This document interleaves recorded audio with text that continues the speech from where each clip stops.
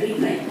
I am going to be reading the first scene from a story from the world of Lizzie Ballard that features Lizzie's nemesis, Louise Mortensen.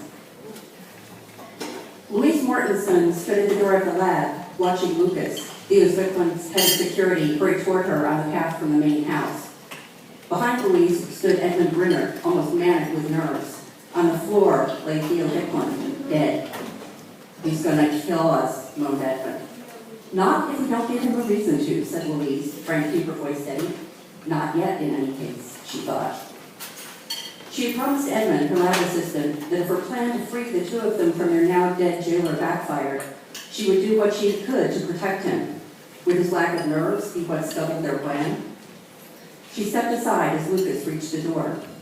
"What is it, Dr. Mortensen?" he asked, his words tinged with a Swedish accent common to all the members of their own staff. Louise gestured to the body. Theo collapsed. Lucas pushed past them.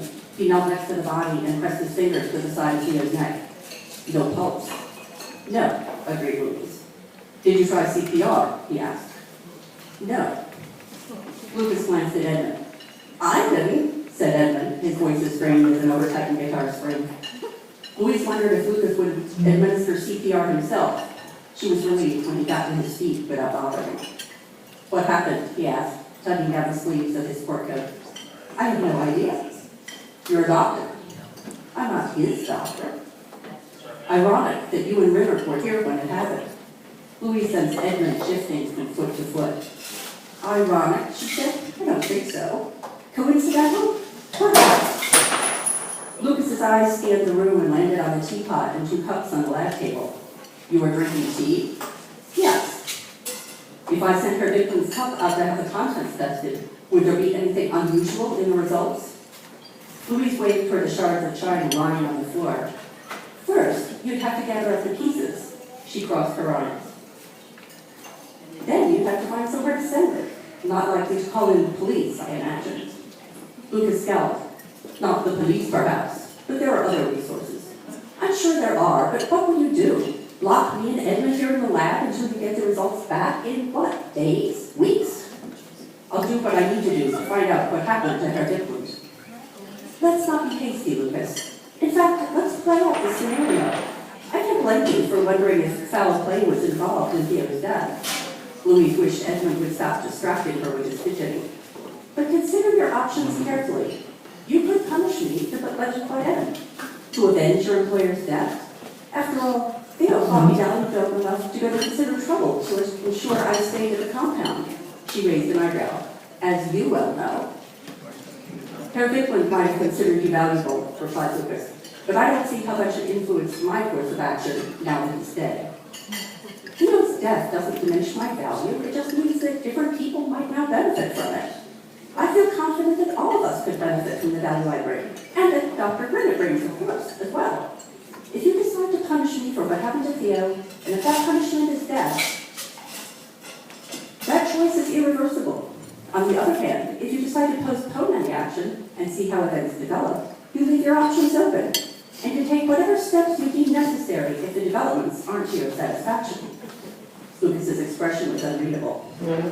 Louise obviously wasn't going to get any indication of whether her argument was having its desired effect. She needed to bring the conversation to a head. "You could kill me based on your suspicions about Theo's death, or you could accept that Theo's death is exactly what it looks like, the tragic result of some undiagnosed medical condition." Louise didn't need Lucas to believe that Theo had died of natural causes. She just needed him to acknowledge that there was no benefit to hasty action. She was confident, fairly confident, that if she could survive the next few minutes, she could discover the price for Lucas's loyalty, then pay him double.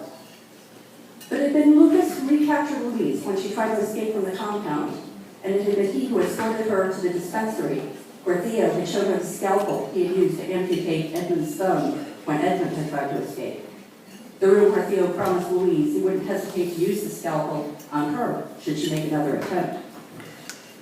Louise had never been as terrified as she had been in that bland, sterile room, not until now.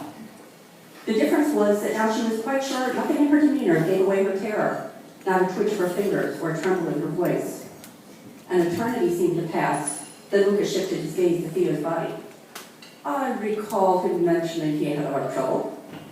Slowly, and she hoped inaudibly, she let out the breath she had been holding. She spared a glance at Edmund, who was supporting himself on the back of one of the lab chairs, his expression slack with relief. Very good. We need a reason Theo would stay out of sight of the staff. She cast her eyes upward and let a quarter of a minute tick by. The longer the conversation continued, the more certain she was that Lucas didn't actually believe that Theo's death had been accidental. However, there was no harm in pretending that she hadn't been constructing her plan of action for days. I know Theo and Ray were close, more like father and daughter than uncle and niece. So we could say that Theo learned something about Ray's death, something so upsetting that it sent him into a tailspin and he had to go into seclusion to process it. And it seems plausible that Theo might retire to a suite for at least several days, perhaps longer, in the face of such devastating news. What would we need to do to make his presence in his quarters plausible? Maya could bring in meals, said Lucas, and Vic would want to continue to get his normal security updates from me. Louise couldn't have asked for a better setup for the suggestion she was sure would seal Lucas's commitment to her plan. You could tell the staff that Theo designated you as his second in command. To her surprise, Theo for the first time seemed uncomfortable. No, I don't think so. It would seem self-serving. I think it's best if we claim you're Midland second. Very well, if you think that's best. Louise herself, as Theo Bickland's second in command? This situation might work out even better than she had hoped.